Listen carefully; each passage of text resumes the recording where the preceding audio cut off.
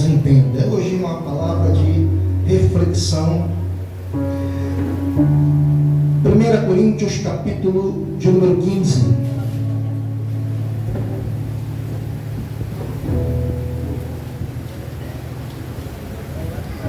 Primeira carta de Paulo aos Coríntios, capítulo de número 15,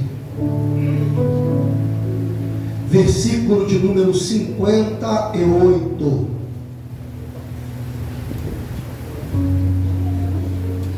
Capítulo 15, versículo 58.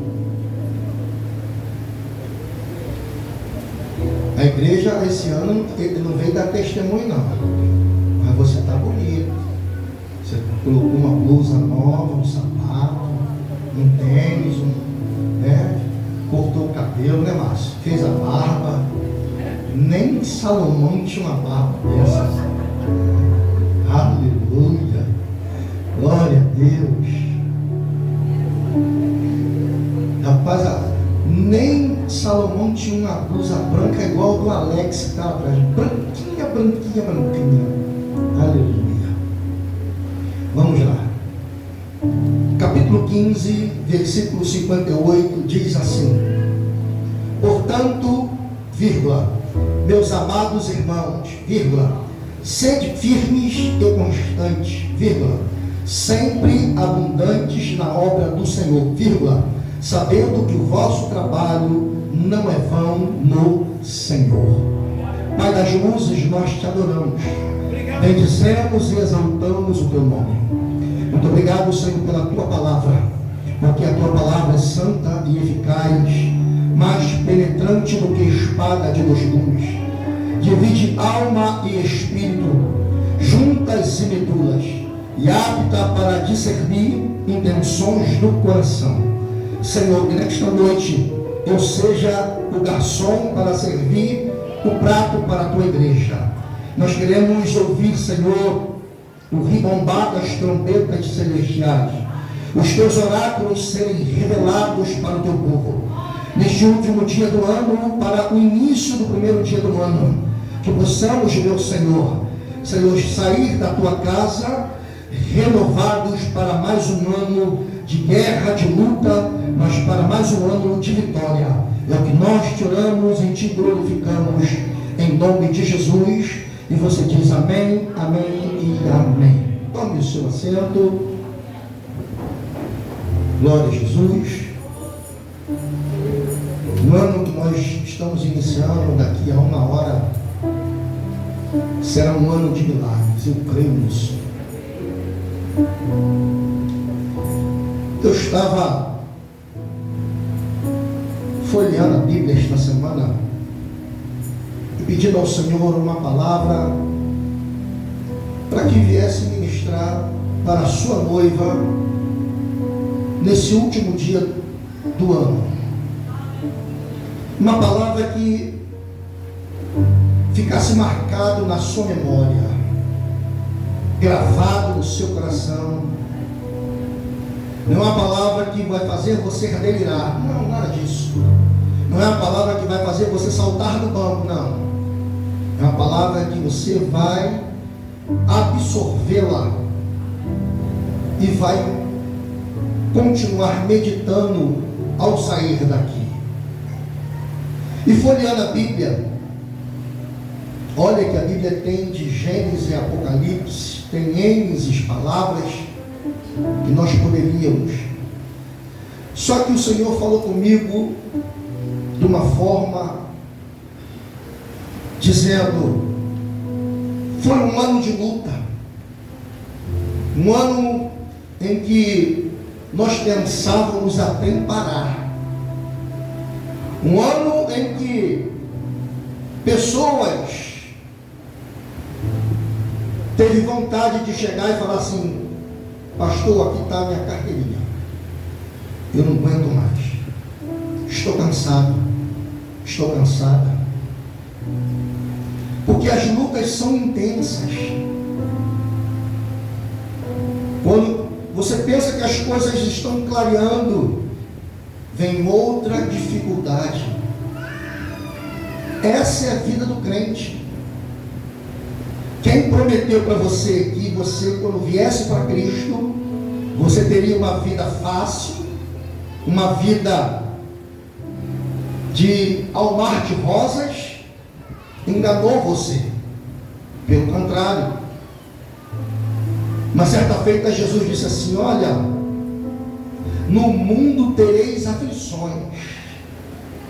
Não foi Paulo, não foi Silas, não foi Pedro, não foi João, não foi Tiago, foi o próprio Jesus que falou: olha, no mundo tereis aflições, mas tem de bom ânimo, eu venci o mundo. A única coisa que o Senhor falou para nós, além dele dizer que teríamos aflições, foi: tenha bom ânimo. Tenha bom ânimo, eu venci o mundo. Ou seja, eu estou dando um exemplo. Isso me faz lembrar de Filipenses capítulo 2, que ele não teve por usurpação ser igual a Deus, mas esvaziou-se a si mesmo e tomou a forma de servo, semelhante a homens, e morreu a morte de cruz.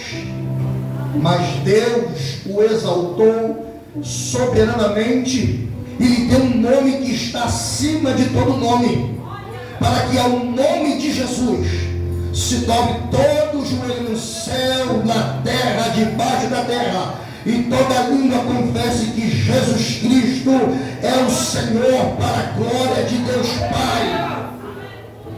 O que Jesus estava querendo nos dizer? olha, eu tinha tudo lá em cima, a glória, mas eu me desvaziei de tudo, fiz-me semelhante aos homens, para dar o exemplo que é possível viver na terra, passar aflições, ser açoitados, ser caluniado, ser apontado, mas ser cheio do Espírito e prosseguir e fazer a obra. O próprio Jesus estava dizendo isso. Em outras palavras, é possível vivermos aqui, passarmos por tudo que nós passamos esse ano e sobreviver para o próximo ano. Então o Senhor me deu esta palavra. Se você ler do versículo 51 até o versículo 54 ou 55, você vai ver que Paulo está instruindo a igreja acerca do arrebatamento da igreja. Paulo, quando escreveu essa carta, Paulo estava em Corinto, ficou 1 ano e 6 meses de lá, ficou 18 meses em Corinto, na sua segunda viagem missionária. Depois Paulo sai dali e vai para Éfeso, fica um tempo lá. Ele, quando funda a igreja, ele ficou 18 meses de lá, depois ele sai dali e vai para Éfeso. Quando chega em Éfeso, ele funda a igreja de Éfeso. Só que a igreja de Corinto, depois que passou um tempo, começou a haver problemas. E os problemas que começou a acontecer na igreja de Corinto, Paulo então, lá de Éfeso, escreve a primeira carta, envia para Corinto. Essa carta, ela desaparece, está no capítulo 5, versículo 9 de 1 Coríntios. A carta, ela desaparece. Paulo então, ele escreve uma segunda carta, mas sendo como se fosse a primeira, que a primeira verdadeiramente tinha se perdido. Então ele manda uma carta para a igreja de Corinto, porque havia uma confusão na igreja, estava em desordem. E da família Cloé foi lá e falou para Paulo: Paulo, está acontecendo tudo isso lá na igreja de Corinto. Paulo não poderia estar lá, mas Paulo de próprio punho escreve a carta, endereça a carta. E quando Os coríntios, eles recebem a carta porque eles eram entendidos, eles eram filósofos, tanto que no capítulo 1 até o capítulo 5, Paulo ele vem batendo em cima de sabedoria.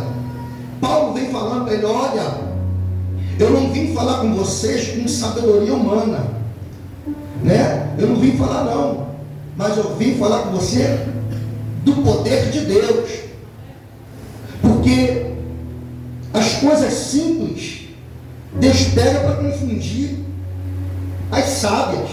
Paulo começa a dizer para os coríntios que as coisas não se resolvem com a sabedoria humana, mas sim com a revelação do céu, através da palavra.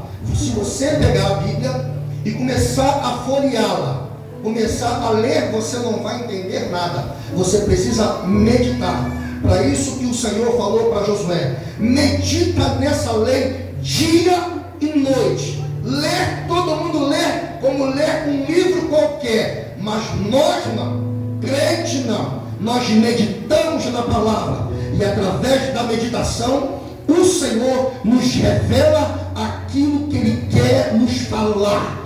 De repente, você lendo, você não vai entender como algumas pessoas dizem: pastor, eu leio a Bíblia e não entendo, eu não consigo compreender. Mas comece a meditar na palavra, porque a função do Espírito Santo é lembrar aquilo que você estudou. Ele vos fará lembrar. Então, se a Bíblia fala que o Espírito Santo me faz lembrar aquilo que eu meditei, que eu estudei, eu preciso crer nisso. A palavra de Deus, ela não é lida como um livro qualquer, não. Ela é meditada. Você precisa meditar. Então Paulo vem batendo do capítulo 1 ao capítulo 5 a respeito de sabedoria para o povo, a igreja de Corinto. Mas quando chega no capítulo de número 15, Paulo dá uma ênfase ali, uma pincelada sobre o arrebatamento da igreja. E quando Paulo dá essa pincelada sobre o arrebatamento da igreja, porque havia alguns obreiros hereges que estavam tentando influenciar a igreja, que isso não iria acontecer, que isso já tinha passado, que o Jesus não viria. Então Paulo começa a dizer para ele: olha, os mortos em Cristo, eles vão ressuscitar primeiro, e nós seremos transformados. Aquilo que é corruptível se revestirá de incorruptibilidade, aquilo que é mortal se revestirá de imortalidade. Aí Paulo vem dizendo para a igreja de Coríntio, num momento, num abrir e fechar de olhos, antes a última trombeta, porque convém que isto que é corruptível se revista de incorruptibilidade, e isso que é mortal se revista de imortalidade. E quando isto que é corruptível se revestir da incorruptibilidade, e o que é mortal se revestir da imortalidade, então cumprir-se-á a palavra que está escrita: tragada foi a morte na vitória. Onde está, ó morte, o teu aguilhão? Onde está, ó inferno, a tua vitória? O aguilhão da morte é o pecado, mas a força do pecado é a lei. Mas graças a Deus que nos dá a vitória, o nosso Senhor e Salvador Jesus Cristo. Aí ele termina: portanto, meus irmãos, sede firmes e inabaláveis, constante na obra do Senhor, sabendo que o vosso trabalho no Senhor, ele não é bom. Paulo estava dizendo: seja firme.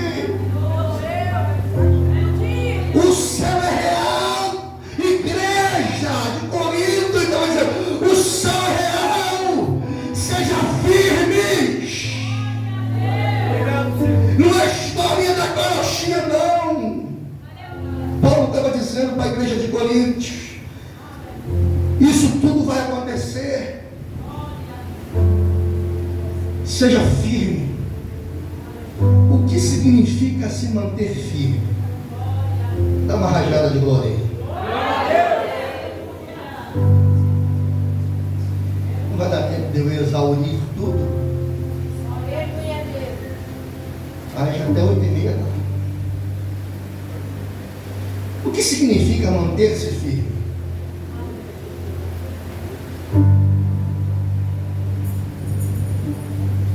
Manter-se firme, uma das coisas é não se deixar ser influenciado. Nós precisamos ter opinião própria. Tem pessoas que Maria vai com as outras. Vou fazer isso aqui. Aí chega outra buzina, não vou fazer mais isso aqui não, vou fazer aquilo ali.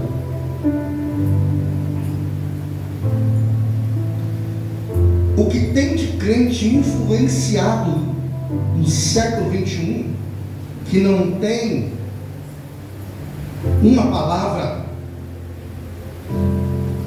são muitos anos. E o que é se manter firme? É estar fixo, resistente, sólido.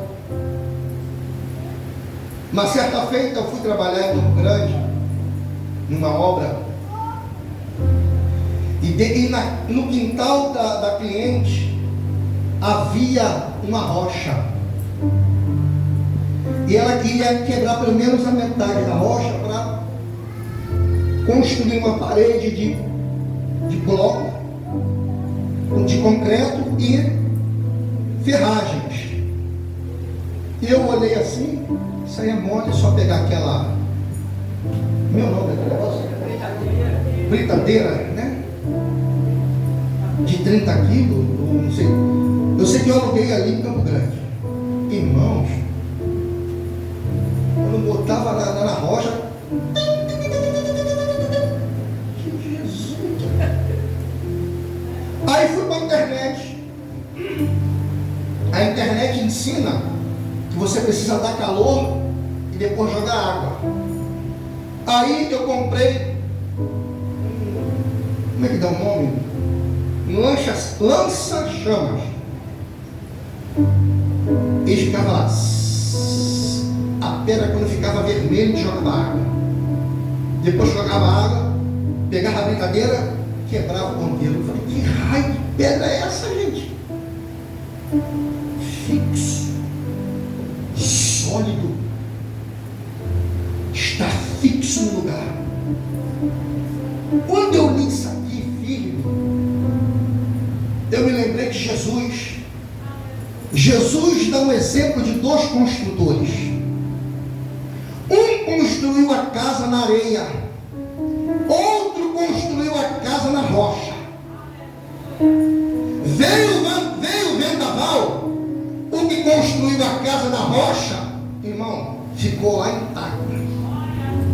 O vento bateu de um lado, o vento bateu do outro, bateu de frente, bateu de tudo quanto é lugar, bateu do alto, norte, sul, leste, oeste, bateu, mas bateu. A casa estava intacta.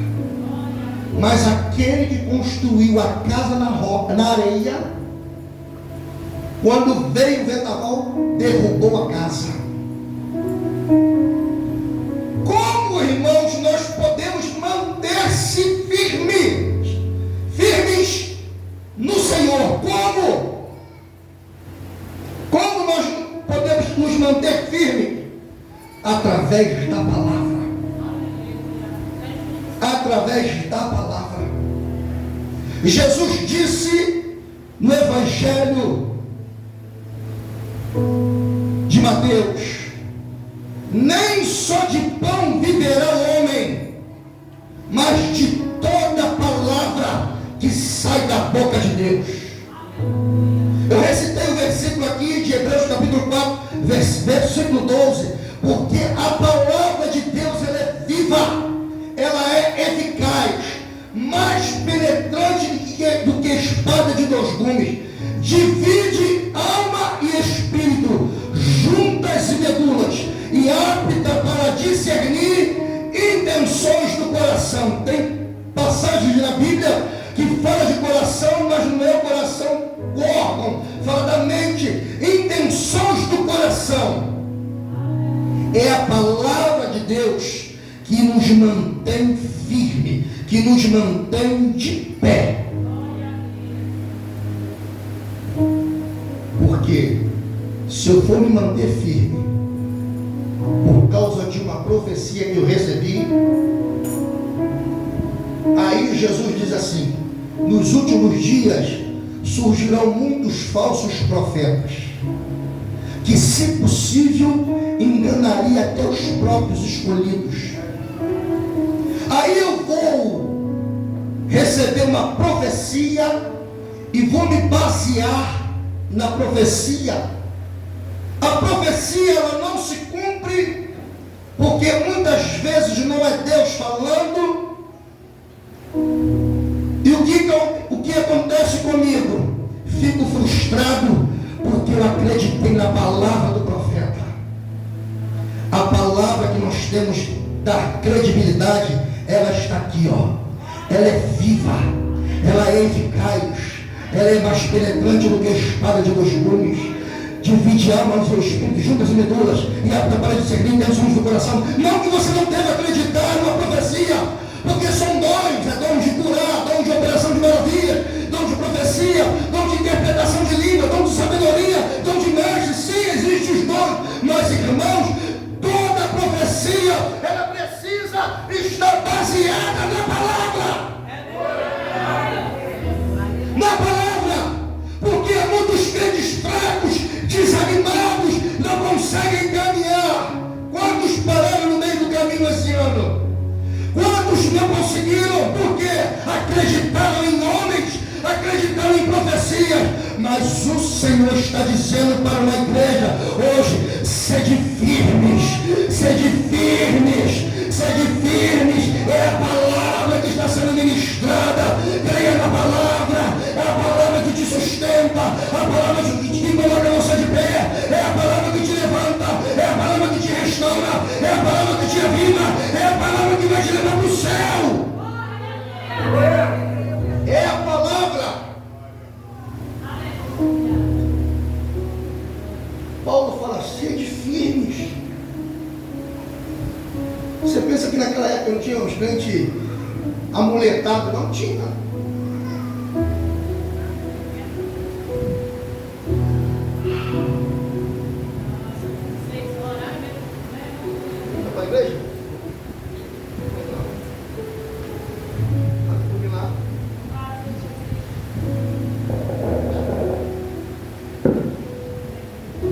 Engraçado que Paulo fala assim: sede firmes e constantes. Sede firmes e constantes. Tem pessoas que às vezes fica até firme, mas não é constante. Aí Paulo fala para a igreja de Éfeso: fique firme por causa das estatutas ciladas do diabo. O diabo, ele é astuto. Então nós precisamos estar firmes na palavra, para ele não nos ludibriar. O espírito de Jezabel tem entrado nas igrejas. O que espírito de Jezabel é esse? Espírito de engano, de engodo, tem entrado dentro das igrejas para disseminar mentira, pregar heresia, dizer que a palavra diz como que não diz. Quer ver uma coisa? Você vai se assustar do que eu vou falar, mas eu estou baseado na palavra. Às vezes, por força de expressão, nós dizemos assim: dá um glória aí que um demônio cai. Que aonde que está escrito isso? Aonde que está escrito isso? Dá um glória que um demônio cai. A glória não é para o demônio cair. O glória é para o Senhor, é para exaltar Ele.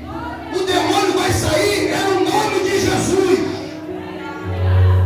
É isso que os crentes do século 21 precisam entender. Mas aí vem os itinerantes de um lado para o outro que não tem igreja fixa, pregam aquilo para fazer o povo delirar, para ser ovacionado. Aí começa a pregar um monte de mentira para a igreja, e depois quem tem que consertar é o altar.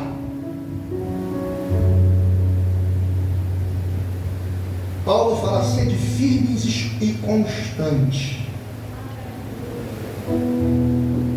Quantas pessoas nós vimos esse ano inconstante, está de pé hoje, fogaréu. Fala língua estranha, sapateia, rodopia. Aí tu procura no culto amanhã. Aí quando vem pro culto, não é oportunidade não. O que é isso, mãe? Você está firme e inconstante. Você tem que ser, Paulo dizendo, firme e constante. Sabe o que significa a palavra constante? Permanente, contínuo, determinado, que não muda ao longo da história, não se desvia do seu propósito. A pessoa constante não se desvia do seu propósito. Quantos disseram para mim, quando eu comecei a pastorear a igreja, que não entrava ninguém, só estava eu e minha família e mais 2 famílias, quantos disseram, quantos pastores falaram para mim assim: fecha a igreja, fecha essa congregação e volta. E eu olhava e falei: não, se Deus me chamou, me deu o nome da igreja Terra do Avivamento há 30 anos atrás, eu não estou maluco, alguma coisa vai acontecer. Permaneci 1 ano fiel, não entrava ninguém na igreja. Já falei isso para você. Depois mudamos de lugar, ficamos 1 ano e 4 meses. Deus começou a mandar as almas. Hoje nós estamos aqui. Mas se eu fosse constante e largasse tudo, hoje não teria Terra do Avivamento.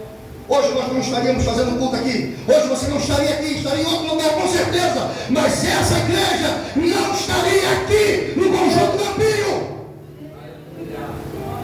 O que eu quero dizer com isso? Muitos olham para você e veem um espelho. Se você parar, um montão cai. Se você retroceder, um montão retrocede. Fica firme e constante.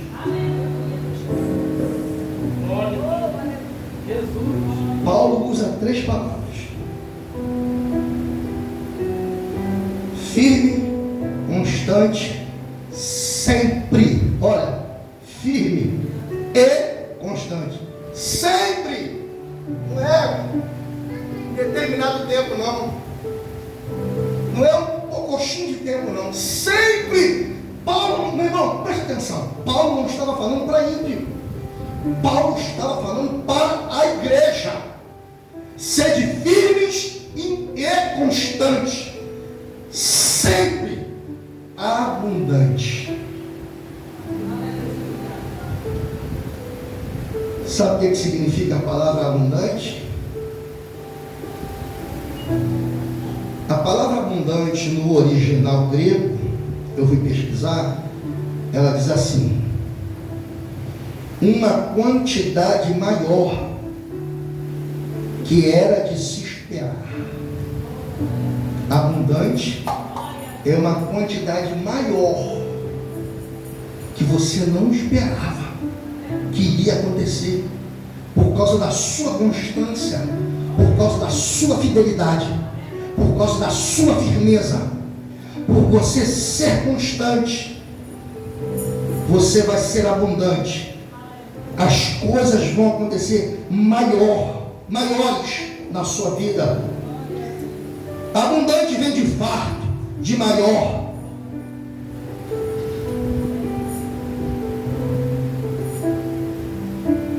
Você se lembra de Jesus? João capítulo 10, versículo 10. O diabo, ele conjuga 3 verbos. Ele veio para matar, ele veio para roubar, ele veio para destruir. João capítulo 10, versículo 10, aí tem uma vírgula. Aí Jesus entra e fala assim: mas eu vim para que tenha vida e vida em a... Então, é para você começar, ó, pisa na cabeça do diabo, salta na cadeira, para de ficar vivendo, começa a trabalhar a sua mente, que a gente fica com aquilo na cabeça, que não conseguiu, que está amarrado, que... Irmãos, o milagre é dele. Nós precisamos estar firmes e constantes sempre abundante na obra do Senhor. Não vai dar tempo de falar da obra. Já tem mais 1 hora de pregação.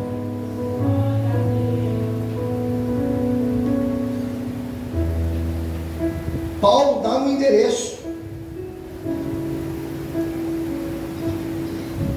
Firme, constante, sempre abundante na obra do Senhor. Paulo dá receita. Aonde? Na minha casa? Não. No meu trabalho? Não. Na obra do Senhor. Pastor, tem que estar na igreja? Não. Na obra significa aonde você está. Você é um agente de milagres. Pessoas aonde você reside, no recinto onde você trabalha, pessoas estão ali precisando de uma palavra. E às vezes lhe dão a oportunidade de uma palavra e nós fazemos como Pedro. Não, eu não sei pregar, eu não conheço, não, eu não vou chamar o meu pastor, eu vou chamar o irmão. Não, o ID é para todos. Observe que Paulo está falando para a igreja. Um exemplo para a gente encerrar aqui, um exemplo é o Neemias. Quem era Neemias? Neemias era copeiro do rei. Antes do rei beber o vinho, Neemias bebia. Neemias, ó.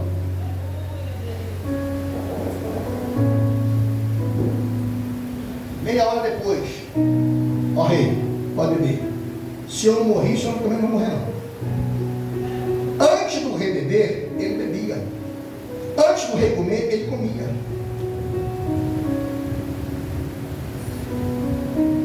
Os que não foram levados cativo para a Babilônia estavam em miséria. Um dos seus irmãos veio e falou com ele, olha, e ele perguntou como estava Jerusalém, e o irmão dele falou, olha, está verdadeiramente uma miséria, os muros queimados, destruídos. Ele chorou. Segundo os historiadores, ele orou e chorou durante 4 meses, esperando uma oportunidade para ir lá. Preste atenção no que eu vou falar. Neemias não conhecia a cidade de Jerusalém. Neemias, ele nasceu ali. Neemias, entre aspas, não tinha nada a ver com o que tinha acontecido lá, mas era o seu povo. Ou seja, tu é crente, o que pegar para tu, pega para mim. Neemias nos dá um exemplo. Neemias começou a orar, até que um dia ele foi servir o rei olhou para ele, Neemias, por que está o seu semblante triste? Aí eu lembro de Jesus que disse assim, ó, o coração alegre, ele formoseia o rosto. Agora, quando o coração está oprimido, tu vê umas caras de delegado, umas caras de umas coisas ruins. Não vou nem falar de coisa ruim. Hoje é dia de festa. Mas quando você nota, está o porteiro lá, aí vem crente que vem para a igreja, as mulheres com salto. Senhor, temos Senhor, parou. Recebeu vitória, coração alegre, formoseia o rosto. Mas tem umas também. Não, deixa já isso para lá. Isso aí deixa para outro dia. Outro dia. O rei olhou para Neemias e falou. Aí Neemias foi e falou, como eu estaria não estaria triste se a cidade de meus pais está desolada. E a rainha falou assim: o que você quer? Pode pedir. Ele falou assim: eu quero ir lá para reconstruir. Neemias não era construtor. Neemias não era, como é que dá o nome? Aquele que desenha? Arquiteto, engenheiro. Mesmo não sabendo, Neemias foi. E tem tantas coisas que a gente pode fazer na igreja, mas não sabe fazer, não faz porque não quer. Porque quando quer fazer, se esforça para fazer e as coisas saem da melhor maneira possível.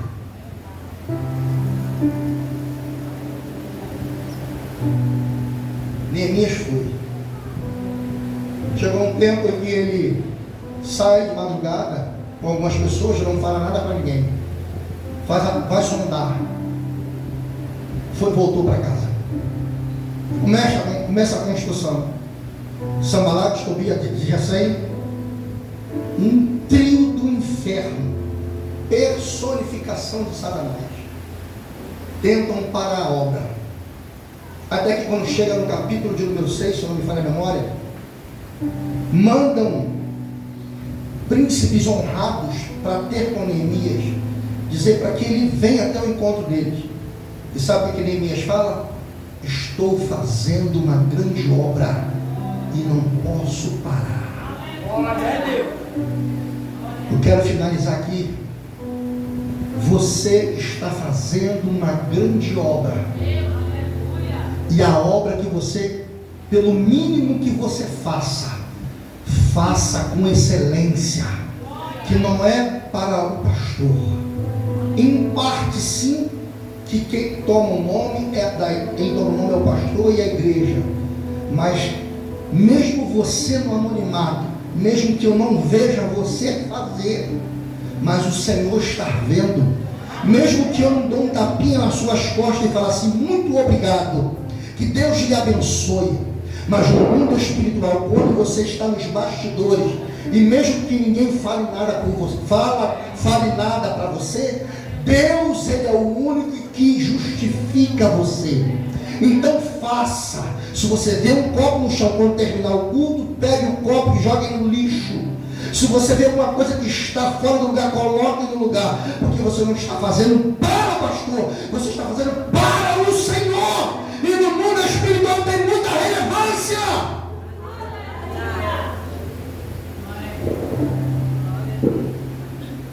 Faça para o Senhor. Fique com essa palavra.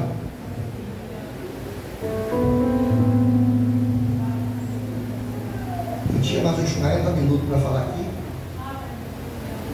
Eu ia entrar lá em Ageu ainda, mas ainda dá tempo. Ageu, o povo parou de ornamentar a igreja, a construção parou para ornamentar a casa. Recebia salário, o salário não dava para nada. Por quê? Largou a obra. Plantava, colhia pouco, comia, não se saciava. Por quê? Porque largou a obra. Você pensa que não tem gente aqui dentro assim? Tem. Está largando a obra, está passando por prova. A única forma de Deus trazer para perto é deixando você em prova. Amém, igreja? Amém. Eu quero convidar os irmãos que estão escalados para nós estarmos servindo a ceia.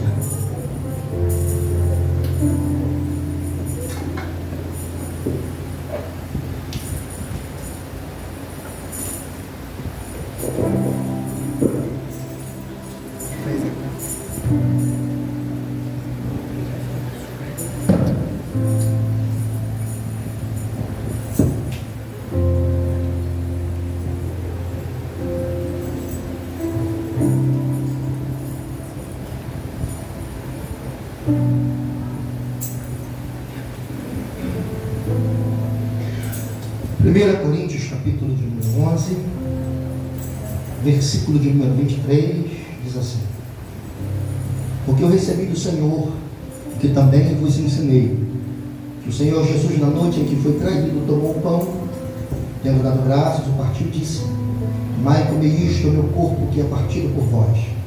Fazei isto em memória de mim. Semelhantemente também, depois de ceiar, tomou o cálice, dizendo: este cálice é o novo testamento do meu sangue. Fazei isto todas as vezes que beberdes em memória de mim. Porque todas as vezes que comerdes este pão e beberdes este cálice, anunciais a morte do Senhor, até que venha. Portanto, qualquer que comer este pão ou beber o cálice do Senhor indignamente, será culpado do corpo e do sangue do Senhor. Examine-se, pois, o homem a si mesmo, e assim coma deste pão e beba deste cálice. Porque o que come e bebe indignamente, come e bebe para a sua própria condenação, não discernindo o corpo do Senhor. Por causa disto, há entre vós muitos fracos e doentes, e muitos que dormem. A pastora vai estar orando pelo pão, e o pastor Gilvão vai estar orando pelo suco de uva. Querido Deus, eterno Pai, louvado e agradecido seja o teu santo e poderoso nome. Meu Senhor, nesta noite eu quero apresentar o teu pão, Senhor, que representa o teu corpo, Senhor. Que privilégio, Senhor, podermos estar ceando, Senhor, nesta noite, mais uma vez, Pai. Deus, eu abençoo em nome de Jesus esse pão. Que cada vida, Senhor, que comer desse pão seja abençoada, seja curada, seja liberta, seja sarada em nome de Jesus, Pai. Eu declaro esse pão abençoado em nome de Jesus. Amém. Obrigado, Senhor. Obrigado por esse momento maravilhoso que estamos aqui, Jesus, reunidos na tua casa, na tua presença. Senhor, meu Pai, a tua palavra diz que aquele que não come, que não bebe, não tem parte contigo, Jesus. Pai, a tua filha já orou pelo pão, meu Pai, significa o corpo do Senhor. Pai, também entrega o Senhor esse suco de uva, que não é mais suco de uva, Pai, representa o teu sangue, sangue vertido, Deus, na cruz do Calvário por nós, porque, Senhor, meu Pai, o Senhor não merecia tudo aquilo, era para nós, mas o Senhor se fez maldito por nós. Pai, abençoa, aplica a gota do teu sangue, e abençoa, Pai, nessa noite, todos aqueles que vão ceiar, aqueles que vão comer, Deus, aqueles que estão não na preparação. Cuida, Deus, meu Senhor, queremos, meu Senhor, lembrar desse memorial que há mais de 12.000 anos atrás, Senhor, hoje está sendo lembrado. Muito obrigado, Senhor, em nome de Jesus. Aleluia.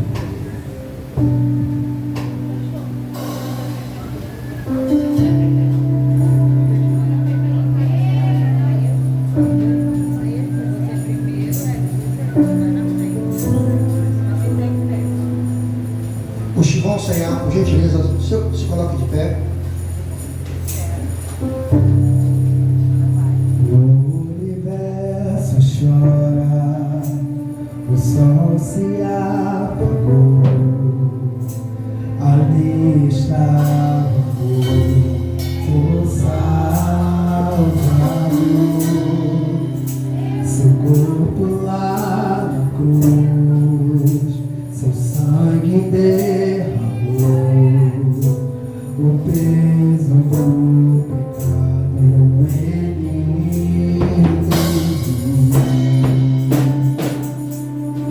ele levou.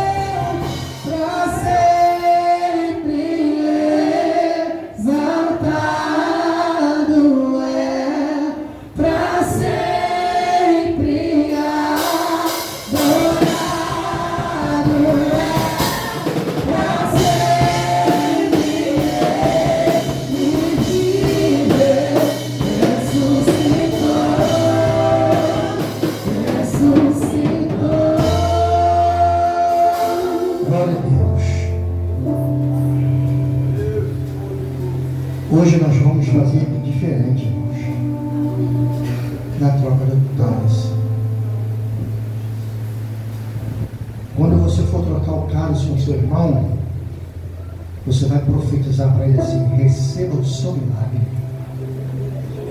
Receba o seu milagre. Naquela tarde, Jesus, reunido com os seus discípulos, no versículo 24, ele diz assim: e tendo dado o braço, partiu e disse: tomai e comei isto do meu corpo, que é partido por vós. Fazei isto em memória de mim. 1 ano se passaram, não foi mais 30 dias, 1 ano. E todo esse ano, aprove o Senhor de você tocar nos elementos. Para quem não entende, é algo rotineiro ou um ritual. Mas no mundo espiritual tem muita relevância, porque o próprio Senhor Jesus disse, né, usando o apóstolo Paulo, dizendo: todas as vezes que vocês se reunirem e fizerem isso, vocês estão anunciando a minha morte, até que eu venha. Estamos anunciando a morte do Senhor hoje. Quem sabe quando der meia-noite o Senhor vem e arrebata a sua igreja. Oxalá se fosse hoje. Oxalá se fosse hoje. O dia e a hora ninguém sabe, só Ele. Pegue o seu pão. Já foi orado, já está abençoado. Comamos todos.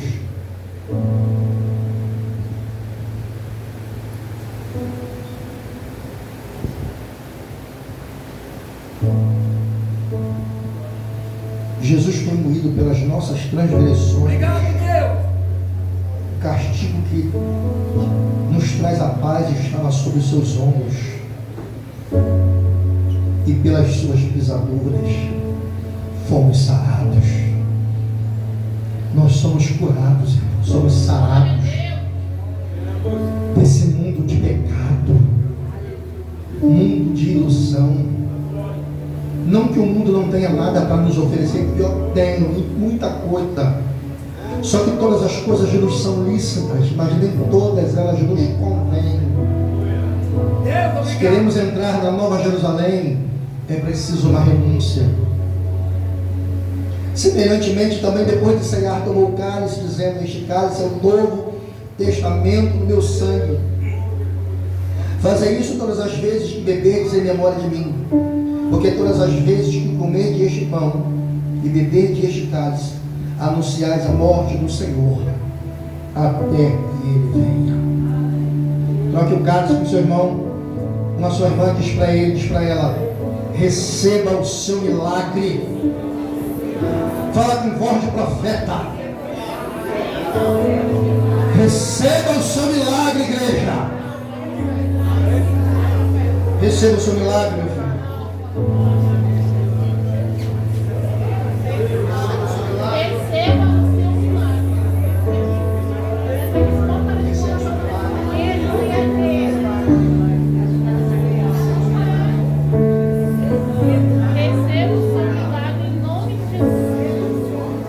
Receba o seu milagre. E você que está recebendo essa palavra, você vai dizer assim: eu tomo posse. Um vai dizer: receba o seu milagre. Você vai dizer: eu tomo posse. Receba o seu milagre, Márcio. Meu Deus! Obrigado, Jesus! Eita glória! Aleluia! Aleluia! Levantemos todos e bebamos.